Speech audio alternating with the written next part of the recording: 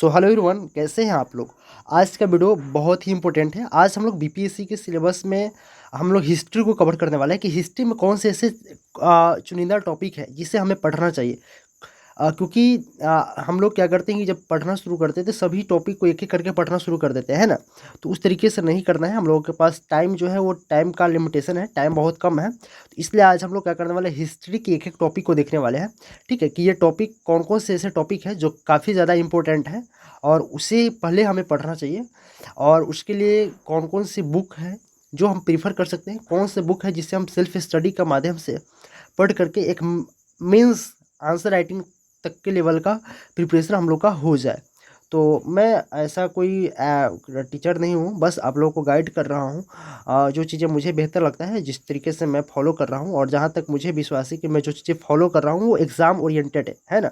जिस BPSC exam का preparation कर रहे हैं उसके ओरिएंटेड ही मैं अपना सिलेबस या जो भी पैटर्न होता है वो तैयार करता हूँ और सोचा हूँ कि आप लोगों को भी मैं बता दूँ।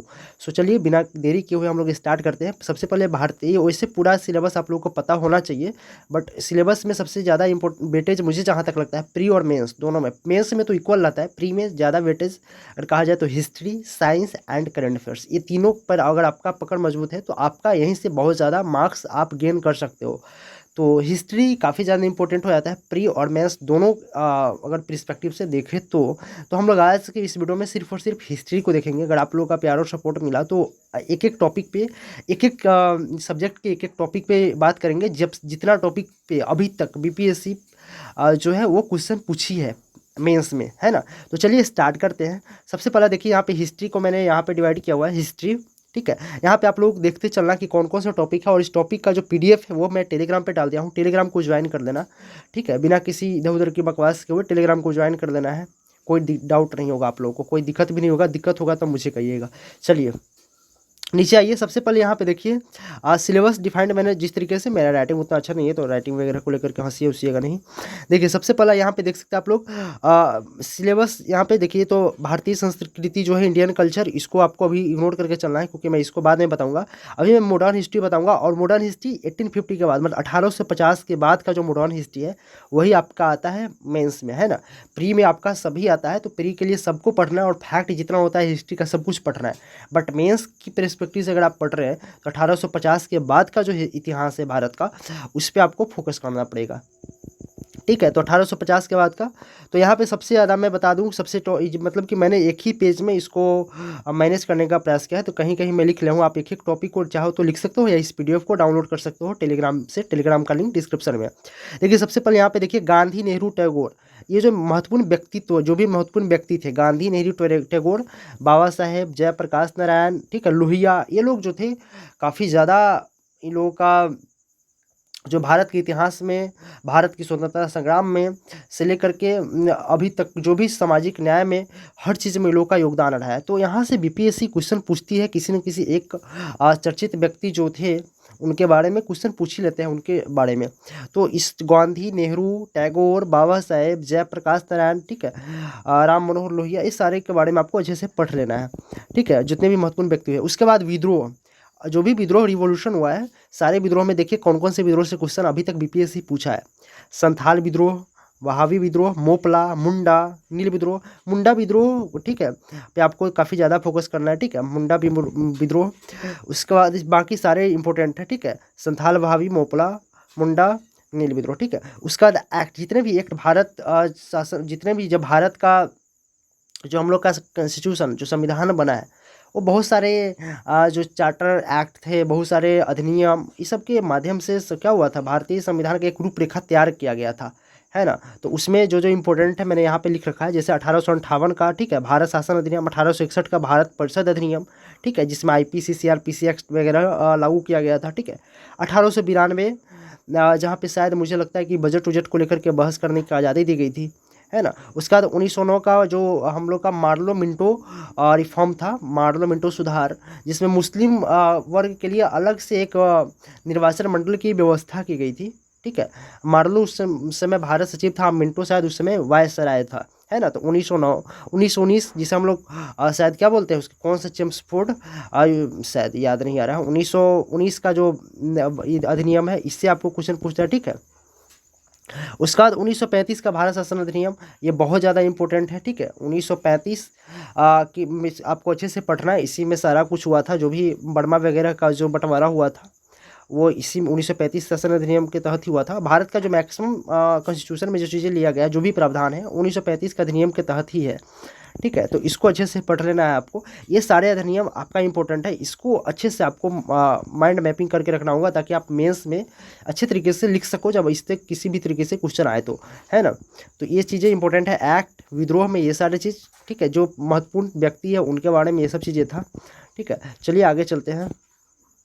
आगे देखिए 1850 का धार्मिक सुधार आंदोलन। 1850 का धार्मिक सुधार आंदोलन जो था, जिसमें आर्य समाज, थियोसॉफिकल सोसाइटी, अलीगढ़ आंदोलन, ठीक है। इसमें आपको आर्य समाज के जो जो भी दयानंद सरस्वती, स्वामी विवेकानंद, ठीक है, इन लोगों के बारे में आपको जो उसके बाद जो सती प्रथा वगैरह को लेकर के जो प्रयास उठाया गया था, ठीक है, वो सारे चीज़ों को आपको अच्छे तरीके से पढ़ लेना है। धार्मिक सुधार आपको अच्छे तरीके से कवर करके जाना है। उसका स्वतंत्रता आंदोलन, स्वतंत्रता आंदोलन 1857 का स्वतंत्रता आंदोलन से क्वेश्चन कभी न कभी बीपीएससी किसी न किसी तरीके से पूछ लेता है। और एक बात याद रखना है, बिहार के पॉइंट ऑफ व्यू से आप ज़्यादा पढ़िएगा। 1857 के स्वतंत्रता आंदोलन का बिहार में कहाँ कहाँ इस विद्रोह का असर पड़ा, किसने नेतृत्व किया, ठीक है, तो उनके बारे में आपको अच्छे से पढ़ लेना है। जैसे कि राष्ट्र स्वतंत्रता आंदोलन में राष्ट्रवाद का उदय कैसे हुआ, राष्ट्रवाद कारण, विकास, नरम या गरम दल के बारे में पूछेगा, इसके क्या प्रभाव पड़े इस 1857 के विद्रोह के, या 1857 का विद्रोह असफल रहा, इसके बारे में आपसे पूछा जाएगा। इस पर आपको अपना जो गंतव्य है वो देना होगा, तो क्यों असफल रहा, है ना। तो ये सब चीज़ें आपको बताना पड़ेगा।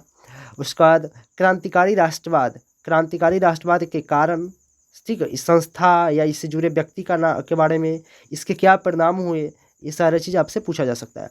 उसका बाद इंपॉर्टेंट हो जाता है 1885 का कांग्रेस, कांग्रेस की स्थापना। और इसके बाद कांग्रेस की स्थापना, सिर्फ कांग्रेस की स्थापना का मतलब नहीं कि सिर्फ स्थापना कैसे हुआ, स्थापना से लेकर के इसके जितने सारे इंपॉर्टेंट जो अधिवेशन हुआ करते थे, उस अधिवेशन में जो चीज़ें निकल करके आता था, उसके बारे में अच्छे से आपको पढ़ना पड़ेगा, ठीक है। इसके कांग्रेस की स्थापना के क्या, किस लिए इस कांग्रेस की स्थापना की गई, इसका कारण क्या था, क्या ज़रूरत थी कि कांग्रेस की स्थापना की गया, इससे कौन व्यक्ति, जो जितने भी जुड़े व्यक्ति थे उसके बारे में, कांग्रेस की स्थापना होने के बाद हमारे देश की राजनीति में किस तरीके का परिवर्तन आया, इसके क्या प्रभाव पड़े, या आगे की जो राह थी वो किस तरीके से बदलते गया, एक स्वरूप कैसे लेते गया, और स्वतंत्रता आंदोलन का और कांग्रेस ने क्या भूमिका निभाया था हमारे भारत को स्वतंत्र कराने में।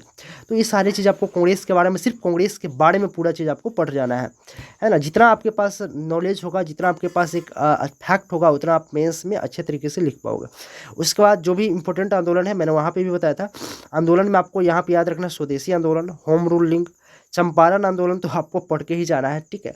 चंपारण कारण और इसके परिणाम दोनों आपको अच्छे तरीके से याद होना चाहिए। खिलाफत आंदोलन, ठीक है, 1919 खिलाफत आंदोलन, सविनय अवज्ञा आंदोलन, सविनय अवज्ञा आंदोलन 2 बार हुआ था, ठीक है। क्योंकि एक बार जब गांधी इरविन समझौता हुआ था, उससे उस पर बात नहीं बनी थी, तो फिर गांधी जी ने 1932 में स्टार्ट कर दिया था। तो सविनय अवज्ञा आंदोलन को अच्छे तरीके से याद रखना है।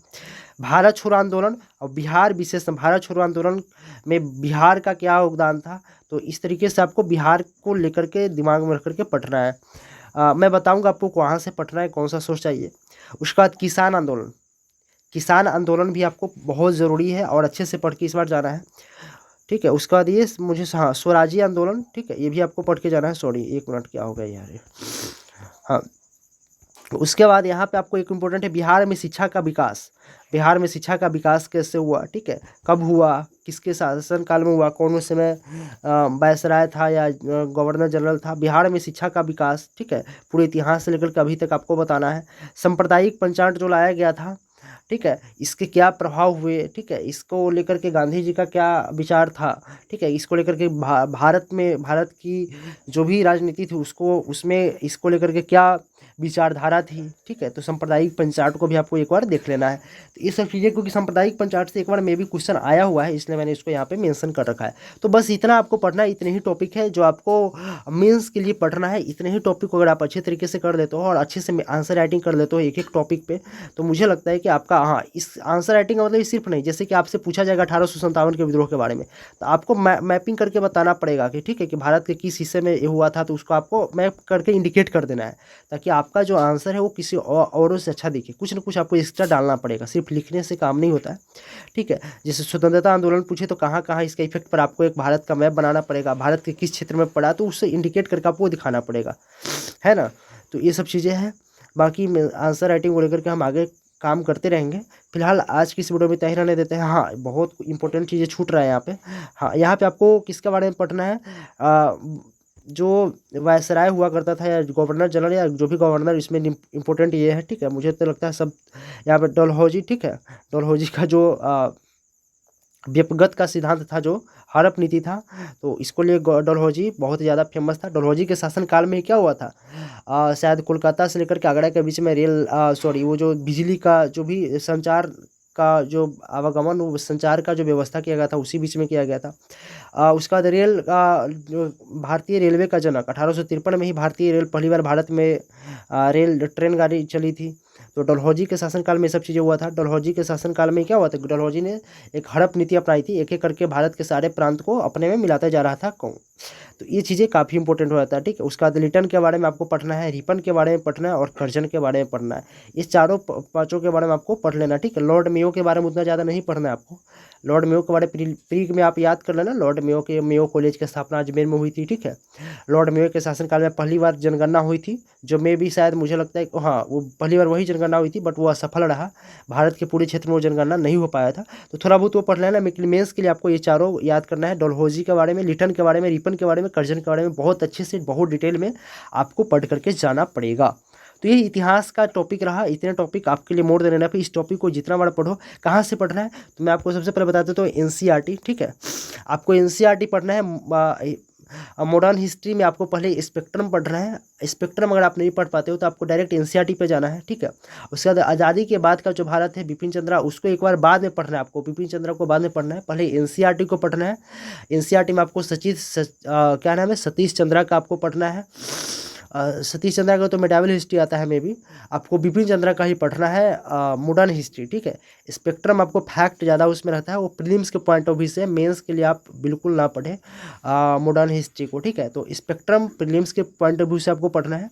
अगर मेंस के लिए आप पढ़ते हो तो बिपिन चंद्रा, और बेस्ट रहेगा एनसीईआरटी जो है, ओल्ड एनसीईआरटी, वो बेहतर रहेगा आपके लिए, ठीक है। और बिहार हिस्ट्री के लिए आपको इम्तियाज़ अहमद का बुक ले लेना। उसके बाद यही दो बुक है, आपको अच्छे से पढ़ना है और कुछ नहीं पढ़ना है, ठीक है। चलिए आज की इस वीडियो में इतना ही रहने देता हूँ।